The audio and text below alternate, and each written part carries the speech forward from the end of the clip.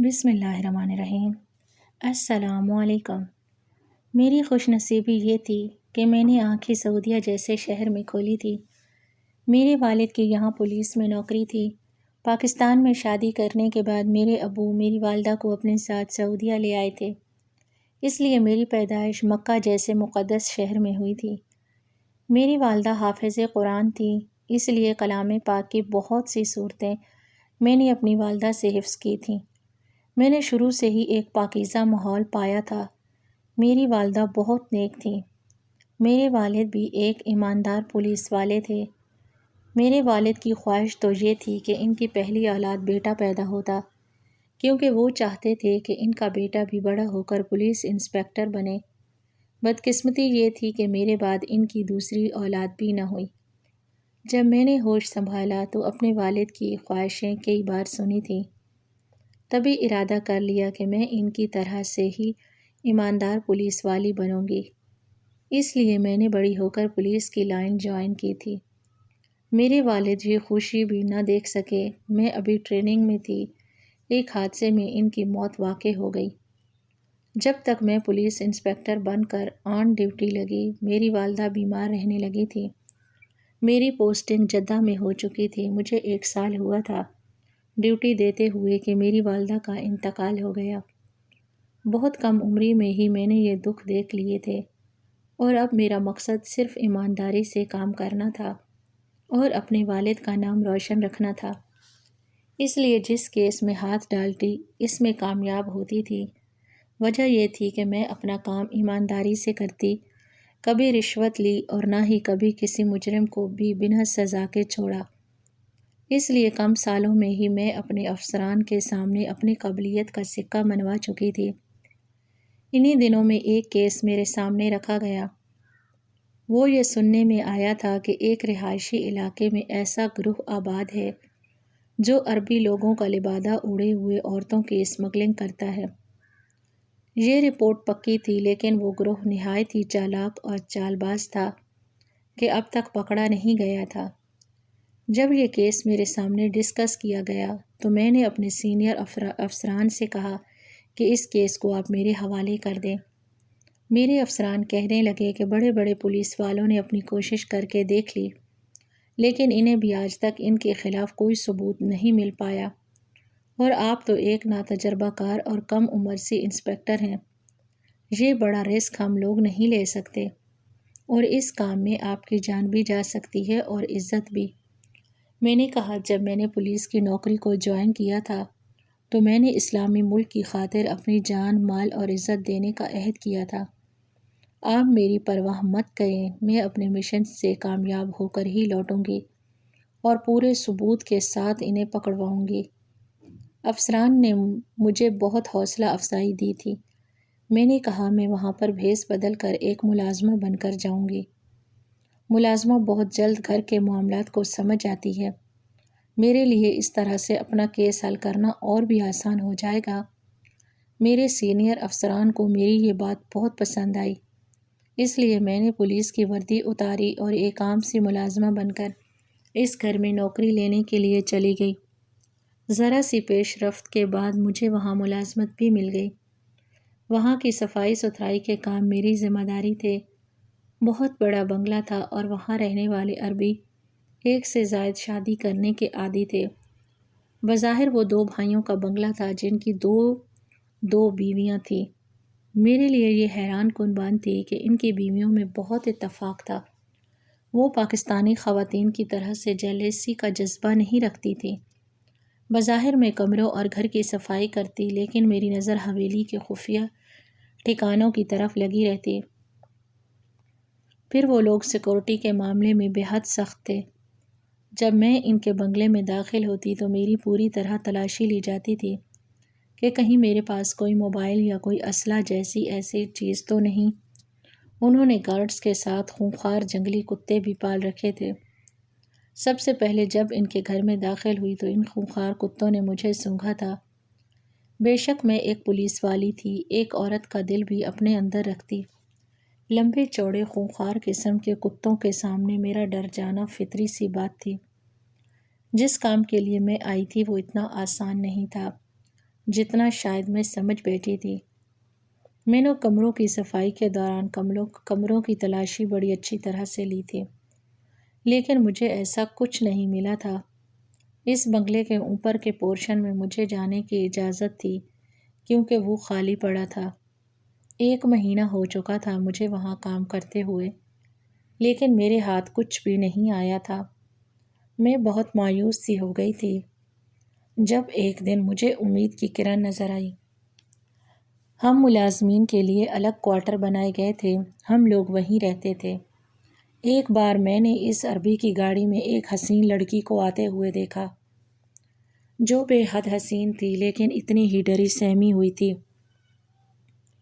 میں چوکنی سی ہو گئی۔ میری نظر اب اس لڑکی پر تھی جو بے حد گھبرائی ہوئی تھی، چہرے سے ڈری سہمی سی تھی۔ اسے مہمان کہہ کر اس عربی کی بیوی نے مجھ سے متعارف کروایا تھا، لیکن عجیب بات یہ تھی کہ وہ عربی کی بیویوں ویسے تو اٹھ کر ایک گلاس پانی بھی نہیں پیتی تھی، لیکن میں حیران تھی کہ وہ اس لڑکی کو کھانا، پانی اور ضرورت کی ہر چیز ملازمہ کی بجائے خود دینے جاتی تھیں۔ یہاں تک کہ مجھے بھی اس کمرے میں صفائی کرنے کا حکم نہیں تھا۔ مجھے پورا یقین ہو چکا تھا کہ وہ لڑکی یقیناً اغوا کی گئی ہے، لیکن میں کیسے اس تک پہنچ سکتی تھی؟ رات کے 9 بجے کے بعد ہمیں کوارٹرز میں بھیج دیا جاتا۔ ان کے گھر کے اندر 9 بجے کے بعد کیا ہوتا تھا میں بالکل جان نہیں پاتی تھی۔ میں نے بہت چاہا کہ اس کی بیویوں کا اعتماد جیت سکوں، وہ مجھ سے کوئی نہ کوئی بات کریں، لیکن وہ عورتیں ملازموں کے ساتھ کوئی بات ہی نہیں کرتی تھیں سوائے کام کی بات کے۔ میرا دل اب بے چین سا ہونے لگا۔ میں رات کو اپنے کوارٹر سے باہر آ گئی۔ اس کمرے کی ایک کھڑکی باہر کھولتی تھی۔ میں نے سوچا کیوں نہ میں اس کھڑکی کو کھول کر دیکھوں، شاید وہ کھڑکی کھل جائے اور میں یہ دیکھ سکوں کہ وہاں کیا ہو رہا ہے۔ میں اس کمرے کے کھڑکی کے پاس بڑے محتاط انداز سے پہنچی تھی، لیکن وہ بہت تیز اور چالاک تھے۔ کھڑکی اندر سے لاک تھی۔ میں بہت مایوس سی ہو گئی۔ اس سے پہلے کہ میں واپس لوٹتی مجھے اس کمرے میں کچھ سائے سے نظر آئے، کچھ آوازیں بھی آنے لگیں، لیکن وہ عجیب و غریب قسم کی زبان میں بات کر رہے تھے۔ نہ وہ عربی تھی، نہ اردو اور نہ انگریزی۔ نہ جانے کون سی بات تھی جس میں وہ زبان تھی جس میں وہ بات کر رہے تھے۔ پھر مجھے اس لڑکی کی سسکیاں سنائی دیں، لیکن وہاں میرے رکنے کا مقصد کچھ نہ تھا، کیونکہ مجھے نہیں معلوم تھا کہ ان کے بیچ بات چیت کیا ہو رہی ہے۔ میں واپس پلٹنے لگی تو میرے قدم اس کی آواز سے جکڑے جا چکے تھے۔ وہ اردو زبان میں بول رہی تھی، خدا کے لیے مجھے چھوڑ دو، میں نے تم لوگوں کا کیا بگاڑا ہے؟ وہ لڑکی روتے ہوئے کہہ رہی تھی۔ میں واپس وہاں اس کھڑکی کے پاس آ گئی تاکہ اور بھی باتیں سن سکوں، لیکن پھر کمرے کا دروازہ کھلا تھا اور اس لڑکی کو شاید کمرے سے باہر لے جایا جا رہا تھا۔ اب اس کی آوازیں گم ہونے لگی تھی جیسے اب وہ کمرے میں نہ تھی۔ میں یہی سوچ رہی تھی کہ شاید وہ لوگ اس لڑکی کو اوپر والے پورشن میں لے کر گئے ہوں گے۔ جب جھٹ سے کھڑکی کھلی تو میری تو جان ہی نکل گئی۔ میں فوراً سے دیوار کے ساتھ لگ کر نیچے اپنا سانس روک کر بیٹھ گئی تھی۔ وہ اس عربی کا چھوٹا بھائی تھا جسے شاید شک ہوا تھا کہ کھڑکی کے باہر کوئی موجود ہے، اس لیے وہ اب دائیں بائیں دیکھ رہا تھا، لیکن میں بالکل دیوار کے ساتھ لگی کھڑی تھی۔ اس کے بعد کھڑکی بند ہو گئی۔ میں نے اپنے سینے پر ہاتھ رکھ کر اپنا رکا ہوا سانس بحال کیا تھا۔ اس کے بعد میں نے اپنے کوارٹر کا رخ کیا۔ جلد سے میں اپنے کوارٹر میں آ کر لیٹ گئی، کیونکہ اگر کسی کو یہ شک ہو گیا کہ وہاں کوئی موجود تھا تو وہ لوگ ضرور وہیں پہنچیں گے، اور ایسا ہی ہوا تھا۔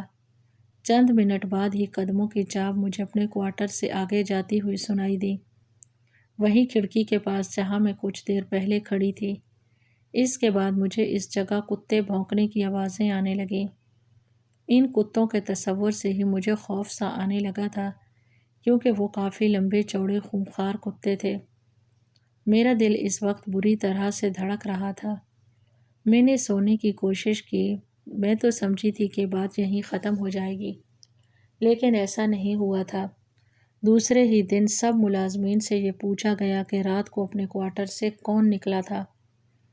اس سوال نے میرا حلق خشک کیا تھا، لیکن سب ہی انجان بنے ہوئے تھے۔ وہ شاید ان لوگوں کے سخت رویے کو جانتے تھے، اس لیے 9 بجے کے بعد کوئی بھی اپنے کوارٹر سے باہر نہیں نکلتا تھا۔ وہ عربی بڑے غضبناک لہجے سے ایک ایک کے پاس آ کر پوچھ رہا تھا۔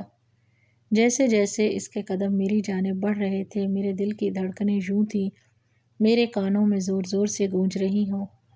وہ عربی میرے پاس آ کر کھڑا ہو گیا، مجھے غور سے دیکھنے لگا۔ جتنی دیر وہ میرے پاس کھڑا رہا، اس کی نظریں میرے لیے ایک امتحان بنی رہیں۔ پھر وہ آگے بڑھ گیا۔ اس کے بعد سے پہرے داری میں اور بھی سختی آ گئی تھی۔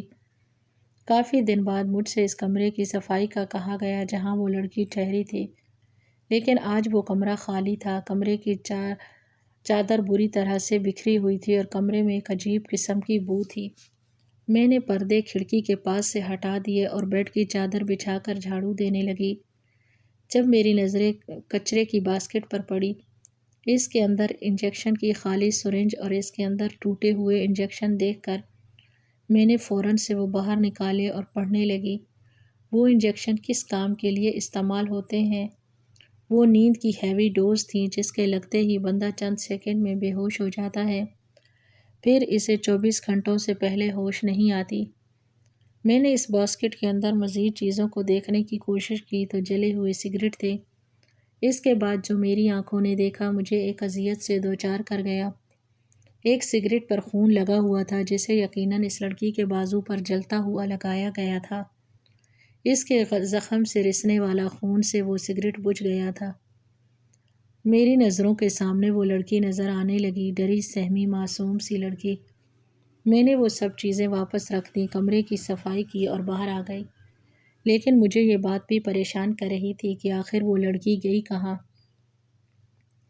ایک بار دونوں عربی گھر پر موجود نہ تھے۔ ان کی بیگمات بھی دوپہر کو کھانا کھاتے ہی اپنے کمروں میں چلی گئیں۔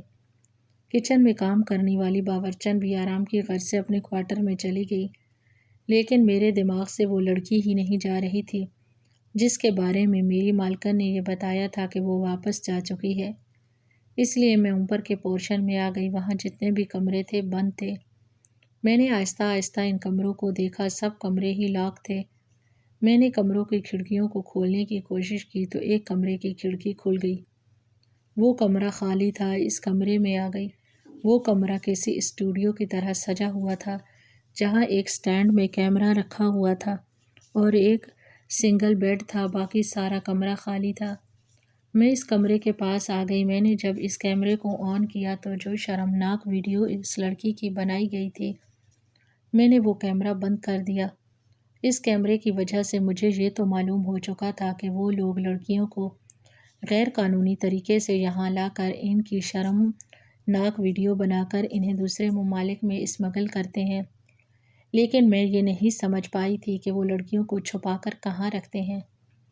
میں اس کمرے سے باہر آ گئی، واپس نیچے پہنچ گئی۔ ابھی تک میں اس جگہ نہیں پہنچ پائی تھی جہاں ایسی لڑکیوں کو رکھا گیا تھا۔ میں بے حد پریشان سی ہو کر رہ گئی تھی۔ میں ان لڑکیوں تک پہنچ کر انہیں بچا سکوں۔ ایک بار میں نے رات کے وقت اپنے کوارٹر کے باہر قدموں کی چاپ سی سنی، جیسے وہاں سے چند لوگ گزرے ہوں۔ میرے کان ان آوازوں پر کھڑے ہو چکے تھے۔ میں اپنے کوارٹر کے دروازے کے پاس کھڑی تھی۔ میں نے ذرا سا دروازہ کھولا تو چند لڑکیوں کو گارڈ وہاں سے لے جا رہے تھے۔ لڑکیوں کے ہاتھ پیچھے کر کے باندھ رکھے تھے، ان کے منہ پر بھی پٹی بندھی ہوئی تھی تاکہ ان کی آواز کوئی سن نہ سکے۔ اس وقت میرا کمرے سے باہر نکلنا خطرے سے خالی نہ تھا، لیکن میں یہ سمجھ گئی تھی کہ یقیناً پچھلی جانب ہی کوئی ایسا خفیہ کمرہ موجود ہے جہاں لڑکیوں کو رکھا جاتا ہے۔ اگلے روز صبح کو میں اس پچھلے حصے میں پہنچ گئی، لیکن یہاں پر گھنے درختوں کے علاوہ اور کچھ نہ تھا۔ میں نے بہت کوشش کی، شاید وہاں پر کوئی تہہ خانہ یا کوئی کمرہ موجود ہو، لیکن ایسا کچھ نہ تھا۔ 2-3 دن میں پیچھے کے حصے میں چلی جاتی، لیکن ایک بار ایک دیوار پر میرا ہاتھ جا ٹکرایا، لیکن وہ دیوار سیمنٹ کی نہیں تھی۔ میں نے اس لکڑی کی دیوار کو دائیں بائیں کرنا شروع کیا تو میری حیرت کی انتہا نہ رہی۔ وہ بائیں جانب ہو گئی۔ وہ دیوار نہیں، اندر جانے کا دروازہ تھا جو میرے سامنے کھل چکا تھا، لیکن اندر خوب اندھیرا تھا۔ میں جیسے ہی اندر گئی وہ جگہ نیچے ڈھلان جیسی تھی۔ وہاں اندر جاتے ہی میں اپنے قدموں پر توازن برقرار نہ رکھ سکی اور گر گئی۔ لڑکھڑاتی ہوئی ایک تہہ خانے میں پہنچ گئی۔ میں جہاں پہنچی وہاں روشنی موجود تھی، اس لیے جب میں نے وہاں دیکھا بہت سی لڑکیاں وہاں موجود تھیں جنہیں رسیوں سے باندھ کر رکھا گیا تھا، جن کی ابتر حالت کو دیکھ کر مجھے ان کے ساتھ کی گئی زیادتی کا اندازہ ہو چکا تھا۔ اس سے پہلے کہ میں ان سے کچھ پوچھتی مجھے کمرہ کا دروازہ بند ہونے کی آواز سنائی دی، پھر کسی نے اس دھالان سے نیچے اترنے کی۔ میرے دل دھک سے رہ گیا۔ سامنے وہ عربی کھڑا تھا، اسے دیکھ کر تو میری رنگت ہی فک ہو گئی۔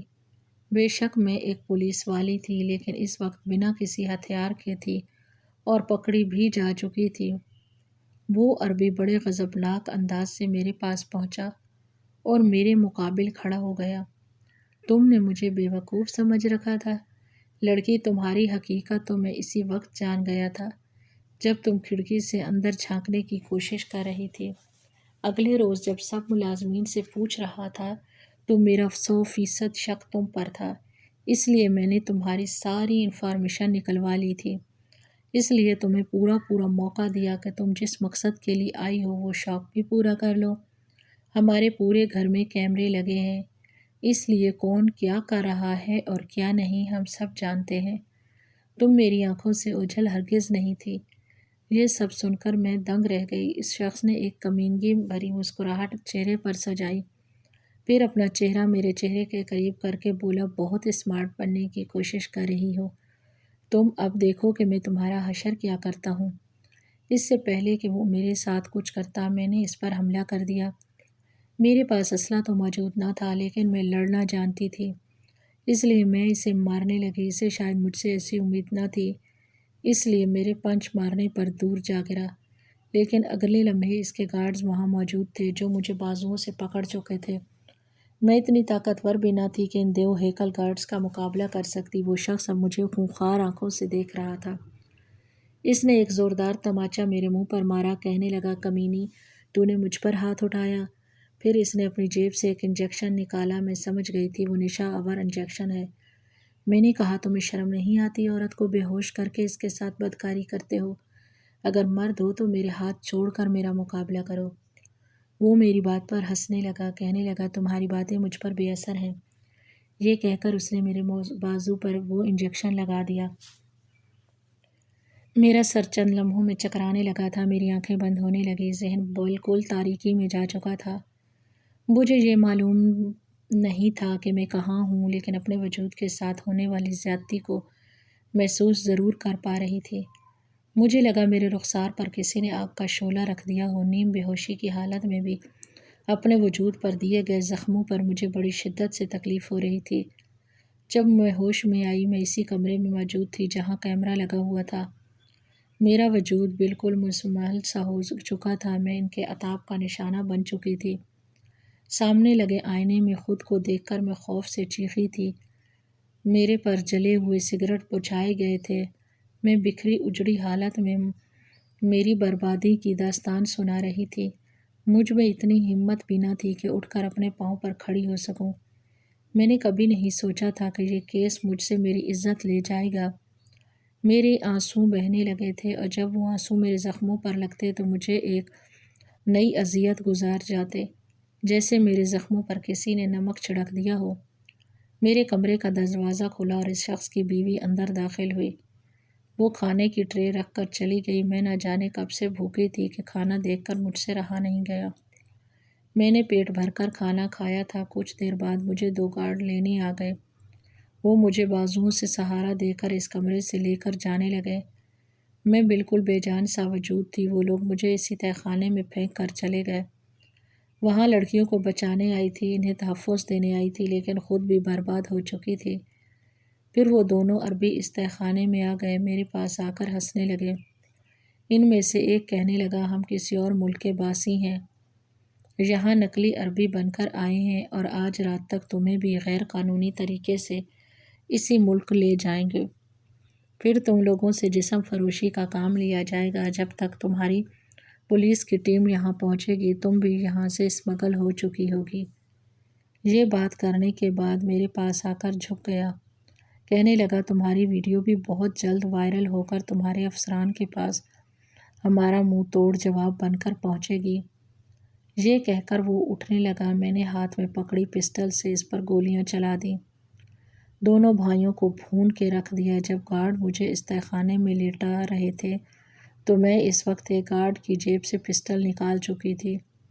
وہ دونوں ہی زمین بوس ہو کر تڑپنے لگے تھے۔ کچھ دیر بعد ہی وہ مر چکے تھے۔ پولیس کے سائرن کی آواز پر میں پھر سے ہوش سے غافل ہوئی تھی۔ میں نے اپنا مشن پورا کر دیا تھا۔ جب مجھے ہوش آئی میں ہاسپٹل میں تھی۔ 1 ماہ لگا تھا مجھے ٹھیک ہونے میں اور اپنی ڈیوٹی دوبارہ جوائن کرنے میں۔ وہ سب لڑکیاں آزاد ہو چکی تھیں۔ ان کی ویڈیو بھی وائرل ہونے سے بچ گئی۔ میں نے عزت اپنے فرض کی خاطر گنوا دی تھی، لیکن بہت سی لڑکیوں کو جسم فروشی سے بچا لیا تھا۔